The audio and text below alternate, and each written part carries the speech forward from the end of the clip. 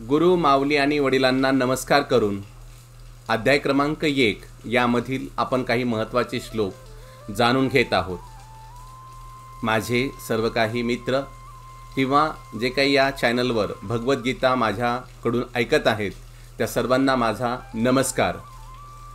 आपण या अगोदर काही महत्त्वाचे श्लोक जाणून घेतले, ज्यामध्ये अर्जुन विषाद योग यामध्ये आपण असे पाहिले की आपल्याला असं लक्षात आलं की युद्धाची तयारी झाली।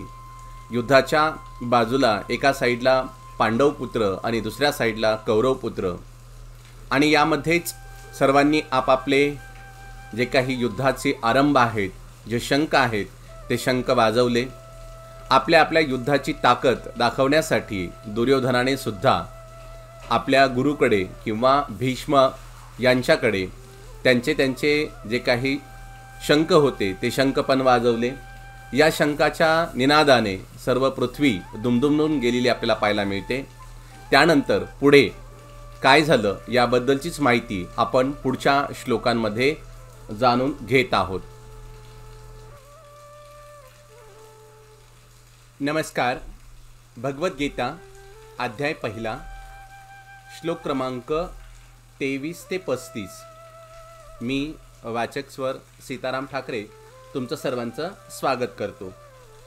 आपण या अगोदर युद्धाची झालेली पूर्ण तयारी याबद्दल माहिती घेतली आणि प्रत्येकाने शंख वाजवले याबद्दलचीही माहिती जाणून घेतली।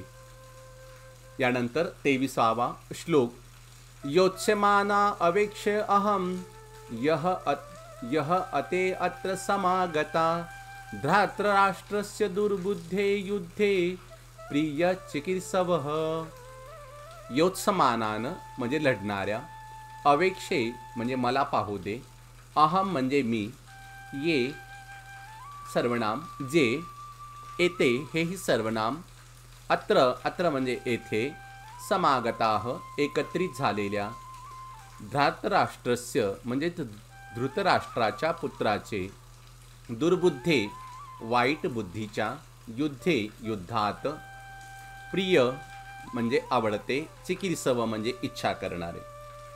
मित्रांनो, यामध्ये आपण असं पाहतोय की युद्धाची तयारी झालेली आहे आणि युद्धाची तयारी झाली असताना अर्जुन आपल्या पार्थाला म्हणजेच श्रीकृष्णाला, सारथ्याला म्हणतायत, पार्थ म्हणतोय श्रीकृष्णाला की मला धृतराष्ट्राची पुत्र जे युद्ध करण्यासाठी ज्यांना दुर्बुद्धी सुचली आहे, अशा दुर्बुद्धी सुचलेल्या धृतराष्ट्राच्या पुत्रांना आनंदी करण्याच्या इच्छेने येथे लढण्यास आलेल्यांना मला पाहू दे।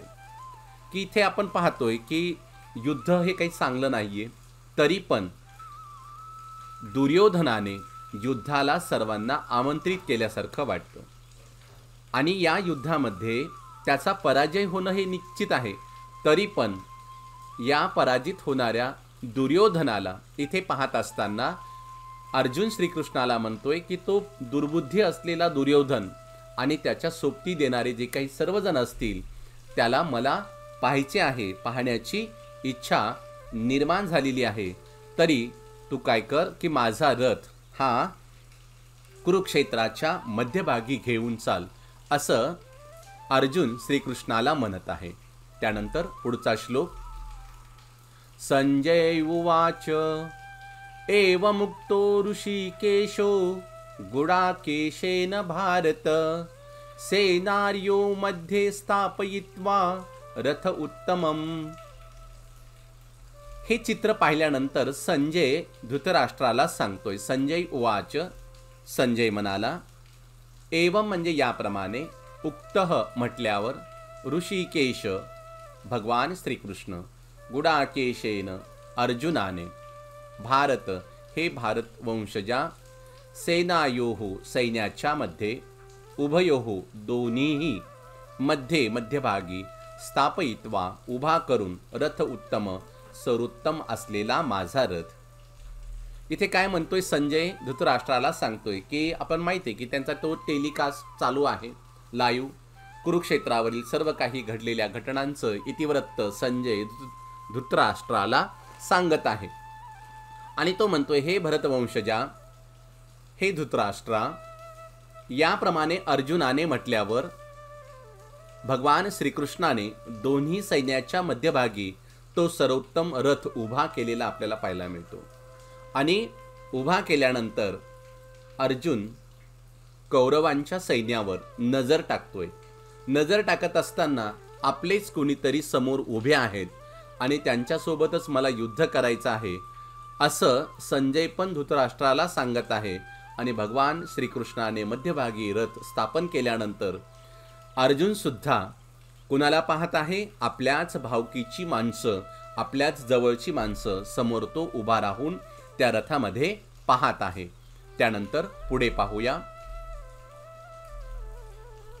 भीष्म द्रोण प्रमुखतः सर्वेक्षां महीक्षितम् उवाच पार्थ पश्यान एतान समवेतान कुरुनीति. भीष्म म्हणजे भीष्म पितामह, द्रोण म्हणजे द्रोणाचार्य, प्रमुखत म्हणजे च्या समोर, सर्वेशाम म्हणजे सर्व, चा अर्थ होतो सुद्धा किंवा आणि, महीक्षितम म्हणजे जगातले राजे, उवाच म्हणजे म्हणाले, पार्थ हे पार्थ, पश्य पहा, एतान या सर्वांना, समवेतान एकत्रित, कुरुन कुरुवंशातील सदस्य, इति याप्रमाणे. भीष्म, द्रोण आणि जगातील सर्व राजांच्या उपस्थितीत भगवान श्रीकृष्ण अर्जुनाला म्हणतायत, हे पार्थ. पार्थ हे अर्जुनाचं दुसरं पण नाव आहे. येथे एकत्रित झालेल्या सर्व कुरुवंशांना तू आता पहा. आपण कशासाठी रथ मध्ये नेला होता? की अर्जुन म्हणाले होते श्रीकृष्णाला की या मध्यभागी मला घेऊन चाल आणि मला हे पाहू दे कोण कोण आहेत. तर मग कोण आहेत त्याच्यामध्ये? भीष्म आहे, द्रोण आहे, जगातील सर्वात उत्कृष्ट असलेले राजे विरुद्ध दिशेला पाहत असताना भगवान श्रीकृष्ण आपल्या पार्थला म्हणजेच अर्जुनाला म्हणतात, हे युद्धाच्या नीतीने एकत्रित आलेले सर्वजण तू पहा आणि तुला पाहिल्यानंतर काय वाटते तेही सांगण्यासाठी सांगत आहे. हा एक श्लोक हा संजय धृतराष्ट्राला सांगत आहे आणि काय काय घडते ते पण सांगत आहे. आणि अर्जुनाने सांगितल्याप्रमाणे श्रीकृष्णाने कुरुक्षेत्राच्या मध्यभागी काय केलेला आहे? रथ उभा केलेला आपल्याला पाहायला मिळतो. त्यानंतर पुढचा श्लोक पाहूया. तत्र अपश्यत् स्थितान पार्थ पितॄन अथा पितामहान आचार्येण मातुल भातॄन पुत्रान पौत्रान सखींस्तथा. काय पाहिलं? समोर काय पाहिलं? तर त्या ठिकाणी दोन्ही पक्षाकडील सैन्यामध्ये आपले वाडवडील, आजे, शिक्षक, मामे, भाऊ, पुत्र, नातवंड, मित्र हे सगळं पाहिल्यानंतर तसेच सासरे आणि हितचिंतक सुद्धा अर्जुनाने या युद्धाच्या कुरुक्षेत्रामध्ये पाहिले. कोणाबरोबर युद्ध करतोय? सगळे काही आपलेच आपताशीर असलेले पाहत आहे. दोन्ही पक्षांकडील नजर टाकून. आणि युद्धामध्ये कोण कोण आहेत? तर पितॄन, त्याच्यानंतर मातुलान, भातॄन, पुत्रान, पौत्रान, सखेनस्तथा, मित्र सुद्धा यामध्ये आपल्याला पाहायला मिळत आहेत. आणि मिळत असताना अर्जुनाने मध्यभागी जो रथ स्थापन केला होता किंवा उभा केला होता आणि ही सर्व कौरवांची सेना पाहून यामध्ये आपण पाहतोय की सगळे काही जवळचीच नातेवाईक आपल्याला पाहायला मिळतात. अर्जुनाच्या आईचं सुद्धा पाहायला मिळतं. आणि याच्यात सर्व काही नातलग आपण पाहत असताना हे सर्व पाहिल्यावर अर्जुनाच्या मनात काय झालं किंवा काय विचार आले ते आपण पुढच्या श्लोकामध्ये पाहूया. शशुरान सुहदच्च एवं सेनायो उभयो अपि तान समीक्ष सकांतेय सर्वान बंधून अवस्थितान. काय पाहिलं? ससुरान तसे सासरे, सुहद म्हणजे हितचिंतक, स्नेही, त्याचबरोबर चा अर्थ होतो सुद्धा, एवमचा अर्थ होतो निश्चित, सेनायो म्हणजे सैन्यामध्ये, उभयो म्हणजे दोन्ही पक्षामधील, अपि म्हणजे सहित, तान म्हणजे त्या सर्वांना, समीक्ष म्हणजे पाहून, स म्हणजे तो, कांतेय कुंतीपुत्र अर्जुन, सर्व प्रकारच्या बंधून नातेवाईकांना, अवस्थितान उभे असलेल्यांना. तसेच कुणाकुणाला पाहिलं आपण अगोदरच्या श्लोकामध्ये पाहिलं होतं की कोण कोण होतं त्याच्या सोबतीला कौरवांच्या. तर आपण पाहिलं की आपल्याच बाजूचे असलेले सर्व काही उत्तम असे राजे, त्याच्यानंतर गुरु होते, त्याच्यामध्येच पुत्र होते, नातू होते, सासरे होते, मामा होते, हे सर्व काही असताना एवढं पाहिल्यानंतर कुंतीपुत्र व्याकुळ झालेला पाहायला मिळतोय. आणि इथेच आपल्याला अर्जुनच्या विषाद योगाला सुरुवात होत असताना पाहायला मिळते. का बरं? हा विषाद योग इथेच आपल्याला श्रीकृष्णाने गीता सांगितलेली पाहायला मिळते. म्हणजे गीतेचा पूर्ण सार इथूनच पुढे आपल्याला पाहायला मिळतो. जर अर्जुनाचा हा विषाद योग झाला नसता तर श्रीकृष्णाच्या मुखातून जी अमृतवाणी म्हणजेच गीता जी पाहिली आपल्याला की ऐकली किंवा आपण ऐकतोय ती आपल्याला ऐकायला मिळाली नसती. आणि हताश होऊन, निराश होऊन अर्जुन म्हणतोय की मी व्याकुळ झालो आहे. आणि व्याकुळ होऊन काय म्हणतोय ते आपण पुढच्या श्लोकामध्ये जाणून घेऊया. अर्जुन उवाच कृपया परायाविष्टो विशंदन अब्रुवीत दृष्ट्वामेव स्वजनः कृष्ण युयुत्सम समुपस्थितम. पराय कृपाय, करुणेने अत्यंत, अवशिष्ट म्हणजे व्याकुळ झालेले, विषादीन म्हणजे शोकाकुळ झाला असता, इदम म्हणजे याप्रमाणे, अब्रवीत म्हणजे म्हणाला. अर्जुन उवाच, अर्जुन म्हणाला. काय म्हणाला? दृष्ट्वा इमं स्वजनान कृष्ण युत्सम समुपस्थितः. दृष्टवा म्हणजे पाहून, इमम म्हणजे हे सर्व, स्वजनान म्हणजे नातेवाईक, सगळे सोयरे, हे कृष्णा, युत्सव म्हणजे युद्ध उत्सुक झालेल्या सर्वांना, समुपस्थित म्हणजे उपस्थित झालेल्या. अर्जुन म्हणाला. तेव्हा तो करुळ व्याकुळ होऊन म्हणाला, याप्रमाणे म्हणाला, हे कृष्णा, या प्रकारे युद्ध करण्याच्या इच्छेने प्रेरित झालेल्या माझ्या नातेवाईकांना मी पाहिले.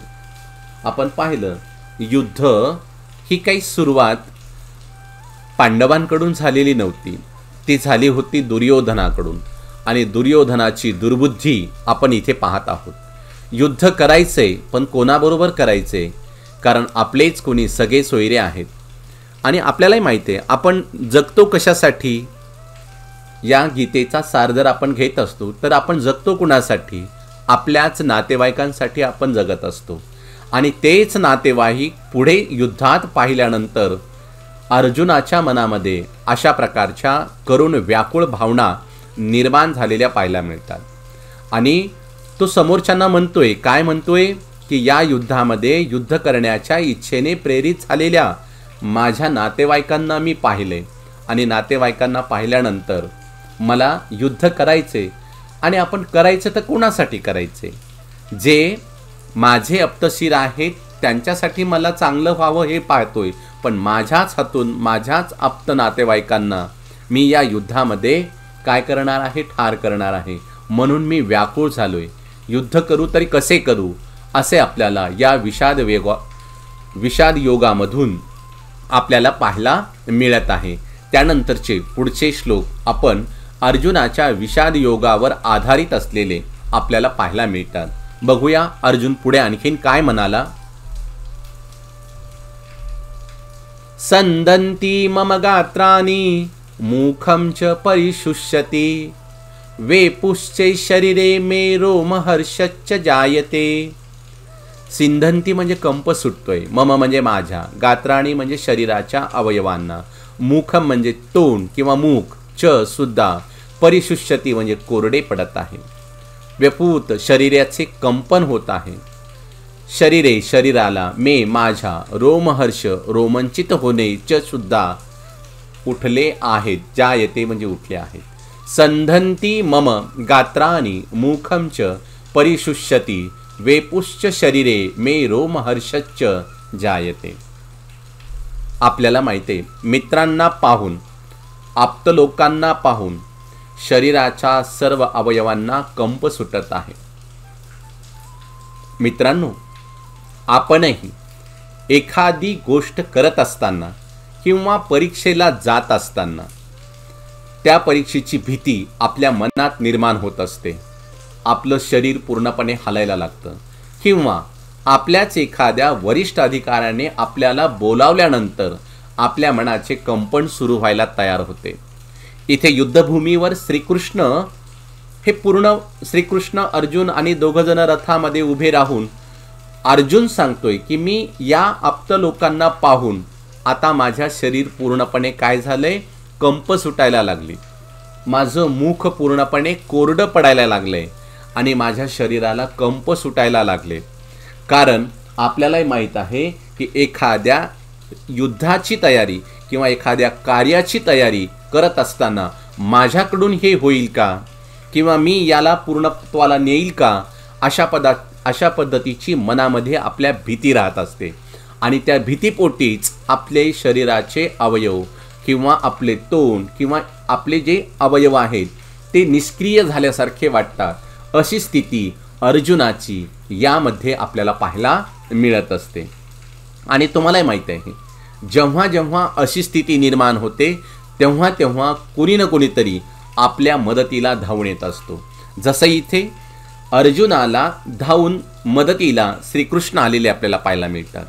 आपणही अशा स्थितीमध्ये आपल्याला कोणीतरी प्रेरित करण्यासाठी किंवा प्रेरणा देण्यासाठी कुणी ना कुणीतरी हजर असतं आणि हेच आपल्याला इथे या श्लोकातून पाहावयास मिळते. त्यानंतर पाहूया, गांडीवं सशस्त्रे सस्ते हस्तात्वत्व परिदृहते न च शक्नोमि अवस्थितुं भ्रमतीव मे च मनः. गांडीवमचा अर्थ होतो अर्जुनाचे धनुष्य, त्याचं ते नाव आहे. संस्त्रातेचा अर्थ होतो गळू लागलेले आहेत. हस्तात म्हणजे हातातून, त्वकः त्वचा, च सुद्धा, एव खचित, परिदहते दह होत आहे, नाही, च सुद्धा, शक्नोमी समर्थ आहे किंवा शक्य आहे, अवस्थितुम उभा राहण्यास, भ्रमित विसरत आहे, इव याप्रमाणे, च आणि, मे माझे, मनः मन. काय म्हणतोय तो की माझ्या हातातून माझे शस्त्र धनुष्य आता गळू लागलेले आहे आणि त्वचेचा दाह होत आहे. मला यापुढे थोडा वेळ सुद्धा उभे राहणे शक्य नाही. मला स्वतःचा विसर पडत चालला आहे आणि माझे मन चक्रावून गेले आहे. अर्जुन अशा पद्धतीनं सांगतोय की माझ्या हातातलं जे काही धनुष्यबाण आहे ते धनुष्यबाण आता मला माझ्या हातातून गळून जात आहे. मी निष्क्रिय झालो आहे. माझी त्वचा मला स्वतःच जाळत आहे आणि मला आता रथात उभे राहून युद्ध करणेही शक्य नाही आणि माझं मन चक्रावून गेलं आहे. अशा वेळेस चक्रावून गेलेल्या स्थितीमध्ये आपण कुणाच्या तरी मदतीला किंवा कुणाला तरी आपल्या भावना व्यक्त करत असतो. इथेही आपल्याला तेच पाहायला मिळते. अर्जुनाच्या मनातल्या सर्व काही भावना श्रीकृष्णाला तो सांगत आहे आणि आता माझं मन पूर्णपणे चक्रावून गेलं आहे असं तो सांगत आहे. पुढे आपण पाहूया, निमित्तान च पश्यामि विपरीतानि केशव न च श्रेयो अनुपश्यामि हत्वा स्वजन महाव्यः. काय पाहिलं आणि काय म्हणतोय? निमित्तान म्हणजे कारणे, च चा अर्थ होतो सुद्धा, पश्यामीचा अर्थ दिसत आहे, विपरीतानी म्हणजे विपरीत, केशी दैत्याचा संहार करणारे श्रीकृष्ण, नाही, च सुद्धा, श्रेय कल्याण, अनुपश्यामी मला दिसत आहे, हत्वा ठार मारून, स्वजनान आपल्या नातलगांना, आहवे युद्धात.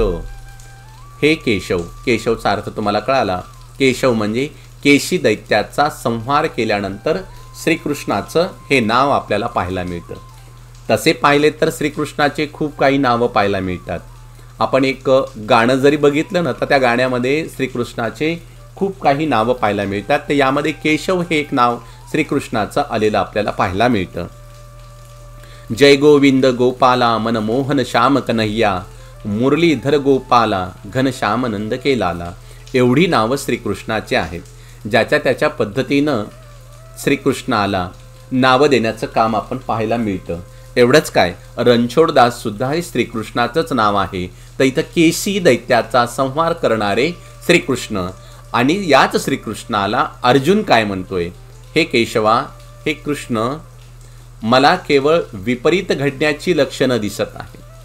या युद्धामध्ये माझ्या स्वतःच्या नातलगांना ठार मारून त्यातून कोणाचे कसे कल्याण होणार आहे हेच मला कळत नाही. आपल्याच नातलगांच्या विरोधात उभं राहून मी यांना ठार करणार आहे. आणि आपल्यालाही माहिती आहे की आपण जीवन जगत असताना कोणासाठी जगत असतो? अहो, आपलेच मुलं बाळं, मामा मामी, त्याच्यानंतर काका काकू, त्याच्यानंतर आत्या मामा, हे सर्वजण असतात. आणि त्यांच्यात आपण जीवन जगत असताना त्यांच्यासाठी आपण काही ना काहीतरी करत असतो. पण इथे युद्धामध्ये काय पाहायला मिळतं?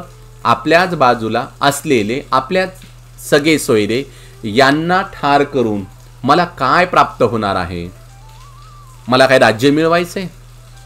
मला काही देश पूर्णपणे माझ्या ताब्यात घ्यायचा आहे की मला कुठली संपत्ती प्राप्त करायची? असा विचार अर्जुनाच्या मनात येत आहे. आणि त्यांना मिळून मला काय होणार, माझं काय कल्याण होणार आहे, असा प्रश्न केशवाला म्हणजे श्रीकृष्णाला अर्जुनाने केलेला आपल्याला पाहायला मिळतो.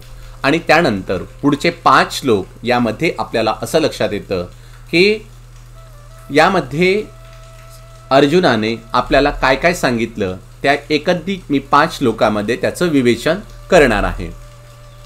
निमित्तान च पश्यामि विपरीतानि केशव, किं नो राज्यं गोविंदं किं भगे जीवितानि वा, यशार्थिं कांक्षितं नो राज्यं भोगं सुखिन च,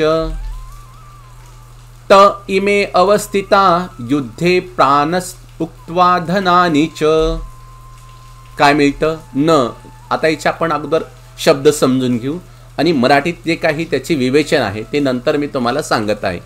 न चा अर्थ होतो नाही, कांक्षेचा अर्थ होतो इच्छितो, विजयम म्हणजे विजयाची, कृष्ण हे कृष्ण, न नाही, च सुद्धा, राज्यम राज्य, सुखीन त्याचे सुख, च सुद्धा, किम काय लाभ, न नह अस्माकम नह असा शब्द आहे तिथे. अस्माकम वैकल्पिक रूप नह म्हणजे आम्हाला, राज्येन राज्यापासून, गोविंदम हे श्रीकृष्णाचे नाव आहे, किम काय, भोगेही उपभोग घेऊन, जीवितेन जगून, वा तसे. त्याच्यानंतर 32व्या श्लोकमध्ये एशाम ज्याच्या, अर्थ साठी, कांक्षितम इच्छिलेले, न आमच्यामुळे, राज्यम राज्य, भोगः एही किंवा संसारिक भोग, सुखीन सर्व सुखी, च सुद्धा ते सारे, इमे इदम शब्दाचं रूप आहे हे. इमे म्हणजे हे, अवस्थिताह म्हणजे उभे असलेले किंवा स्थित असलेले, युद्धे या युद्धभूमीत, प्राणान त्याक्त्वा सोडून त्यागून, धनानी धनाची, ऐश्वर्याची च सुद्धा. त्यानंतर पुढचे श्लोक. आचार्य पितर पुत्रास्तथैव च पितामह, मातुला शशुरा पौत्र शाला संबंधितानस्ता, एतानं हन्तुमिच्छा घंतो अपि मधुसूदन, अपि त्रैलोक्यराज्यस्य हेतो किं न मही कृते. याचा अर्थ आचार्य गुरुजन, पितर पितृगण, पुत्र पुत्र, तथा तसेच, एव खचितच, च सुद्धा, पितामह पितामह, मातुल मामे, शोशुरा सासरे, पौत्र नातवंडे, शाला मेहुणे, साला बघा कसा शब्द येतं, शालाह या शब्दापासून साला हा हिंदी शब्द तयार झालेला आपल्याला पाहायला मिळतो.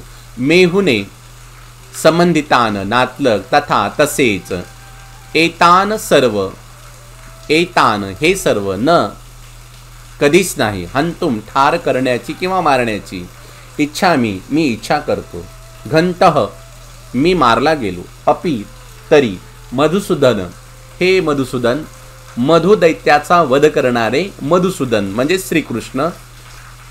केसी 2 राक्षसांची नावं इथे पाहायला मिळतात. मधुदैत्याचा वध करणारे मधुसूदन.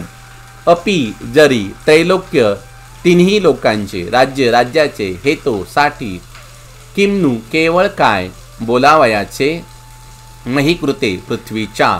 आणि शेवटच्या श्लोकामध्ये आपल्याला पाहायला मिळतं निहत्य धतराष्ट्राण का प्रीतीहि स जनार्दनः पापमेव आश्रयेत तस्माद्न एतान अतितायिनः.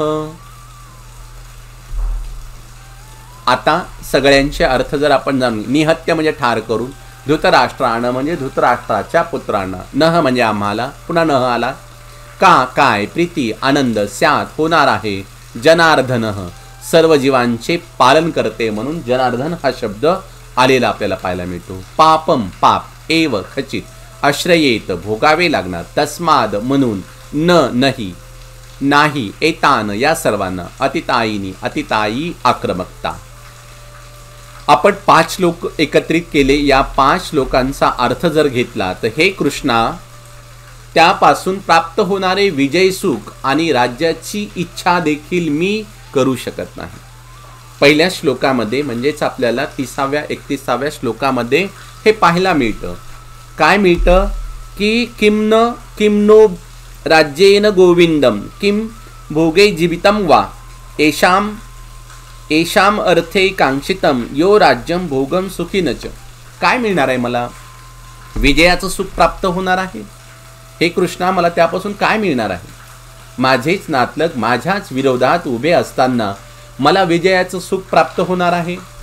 मला काय राज्याची इच्छा आहे, मला काहीतरी मिळवायचं आहे आणि मी त्या घेऊन ते काय करू शकत नाही. हे गोविंदा, ज्याच्यासाठी आम्ही राज्याची किंवा सुखाची किंवा जीविताची देखील इच्छा करावी, ते जर आता या रणांगणावर युद्धाकरिता सज्ज झाले आहेत, तर मग आम्हाला त्या सर्वांचा काय लाभ आहे असा प्रश्न विचारतोय. कोण? अर्जुन विचारते. कोणाला विचारते? मधु नावाच्या राक्षसाला ठार करणाऱ्या श्रीकृष्णाला विचारतोय. काय मिळणार आहे? काय म्हणजे युद्ध करून मला काय प्राप्त होणार आहे? सुखाची, राज्याची, जीविताची देखील इच्छा करावी. रणांगणात युद्धाकरता सज्ज झालेले किंवा अतितायी झालेले माझेच कोणीतरी आहेत आणि त्यापासून मला काय प्राप्त होणार आहे? हे मधुसूदना, लवकर सांग. आणि हेही सांग की जेव्हा माझे गुरुजन, माझे वडील, माझे पुत्र, माझे आजे, माझे सासरे, माझे नातवंड, मेहुणे आणि माझे नातलग आपल्या जीवाची आणि संपत्तीचा त्याग करण्यास सिद्ध असून माझ्यासमोर उभे आहेत. कुणासाठी करू मी हे? गुरुजनांसाठी.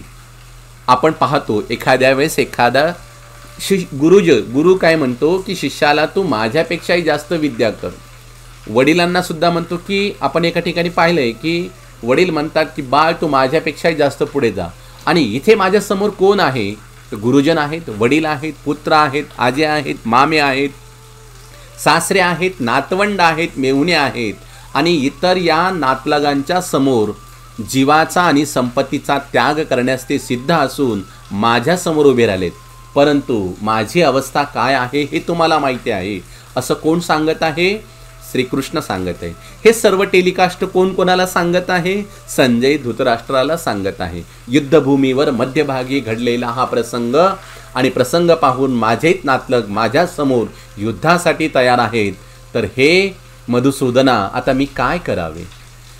तेव्हा जरी त्यांनी मला मारले तरी मी त्यांना मारण्याची इच्छा कशासाठी करावी? पुन्हा बघा मनात काय प्रश्न येतो तो. तेव्हा जरी त्यांनी मला मारले तरी मी त्यांना मारण्याची इच्छा कशासाठी करावी? अहो, अतिताई युद्धाची कुणाला झाली? दुर्योधनाला झाली. त्यांनी आम्हाला मारलं तर काय करावं आणि कशासाठी मारावी किंवा मी त्यांना कशासाठी ठार करावं? हे जनार्दना, जगाच्या, पृथ्वीच्या किंवा या सृष्टीचा पालन करता म्हणून जनार्दन हा शब्द आपल्याला आलेला पाहायला मिळतो. पृथ्वीच काय तर तिन्ही लोकांचे राज्य विनिमयताही मी त्याच्याशी लढणार नाही. मला तुम्ही तिन्ही राज्य जरी दिले, स्वर्ग, पृथ्वी, नरक या सगळ्यांचं राज्य जरी दिलं, तर मी या युद्धात युद्ध करणारच नाही, असं अर्जुन श्रीकृष्णाला सांगतात. आणि पुढे ते म्हणतात, धृतराष्ट्राच्या पुत्रांना मारून आम्ही कोणता आनंद मिळवणार आहोत. आपल्याला माहीत आहे, आनंदाचे अनेक प्रकार आपल्याला पाहायला मिळतात. म्हणजे एखादी गोष्ट आपल्याला चांगली झाली किंवा कळाली की आपण आनंद म्हणतो. आता बघा, समजा मी रस्त्याने चाललोय, रस्त्याने चालता चालता मला एक चांगला पेन सापडला.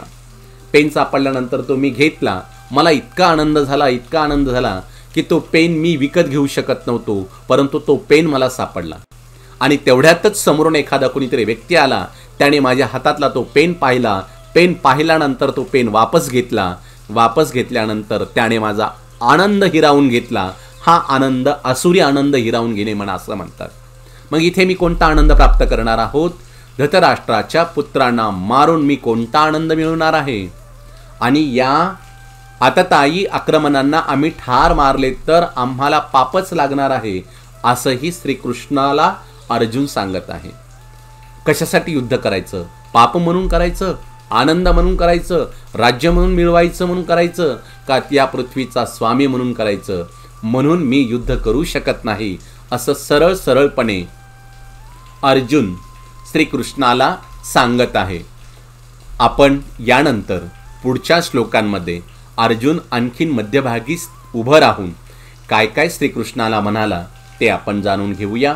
तोपर्यंत सर्वांना माझा नमस्कार. भेटूया पुढच्या व्हिडिओमध्ये राहिलेले पहिल्या अध्यायाचे महत्त्वाचे काही श्लोक आणि ते आपण पूर्ण करूयात.